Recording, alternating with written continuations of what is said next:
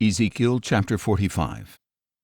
When you divide the land by lot as an inheritance, you are to set aside a portion for the Lord, a holy portion of the land, 25,000 cubits long and 20,000 cubits wide. This entire tract of land will be holy. Within this area there is to be a section for the sanctuary 500 cubits square, with 50 cubits around it for open land. From this holy portion you are to measure off a length of 25,000 cubits and a width of 10,000 cubits, and in it will be the sanctuary, the most holy place.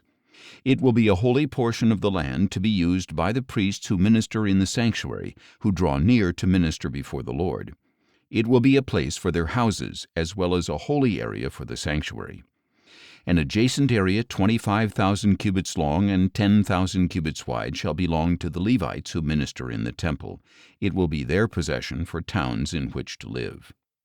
As the property of the city, you are to set aside an area 5,000 cubits wide and 25,000 cubits long adjacent to the holy district. It will belong to the whole house of Israel. Now the prince will have the area bordering each side of the area formed by the holy district and the property of the city, extending westward from the western side and eastward from the eastern side, running lengthwise from the western boundary to the eastern boundary, and parallel to one of the tribal portions. This land will be his possession in Israel. And my princes will no longer oppress my people, but will give the rest of the land to the house of Israel according to their tribes. For this is what the Lord God says: Enough, O princes of Israel! Cease your violence and oppression, and do what is just and right. Stop dispossessing my people, declares the Lord God. You must use honest scales, a just ephah and a just bath.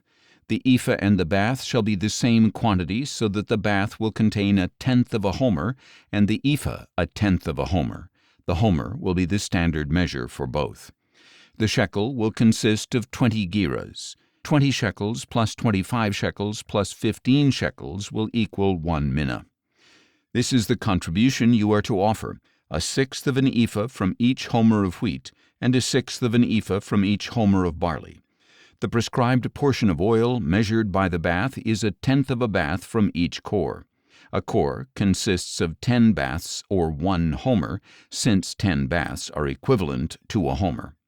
And 1 sheep shall be given from each flock of 200 from the well-watered pastures of Israel. These are for the grain offerings, burnt offerings, and peace offerings, to make atonement for the people, declares the Lord God. All the people of the land must participate in this contribution for the prince in Israel. And it shall be the prince's part to provide the burnt offerings, grain offerings, and drink offerings for the feasts, new moons, and Sabbaths, for all the appointed feasts of the house of Israel.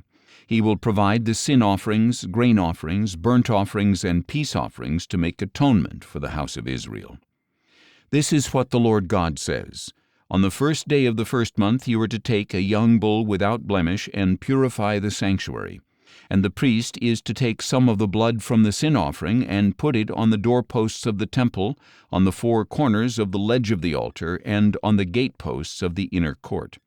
You must do the same thing on the 7th day of the month for anyone who strays unintentionally or in ignorance. In this way you will make atonement for the temple. On the 14th day of the first month you are to observe the Passover, a feast of 7 days, during which unleavened bread shall be eaten. On that day the prince shall provide a bull as a sin offering for himself and for all the people of the land. Each day during the 7 days of the feast he shall provide 7 bulls and 7 rams without blemish as a burnt offering to the Lord, along with a male goat for a sin offering.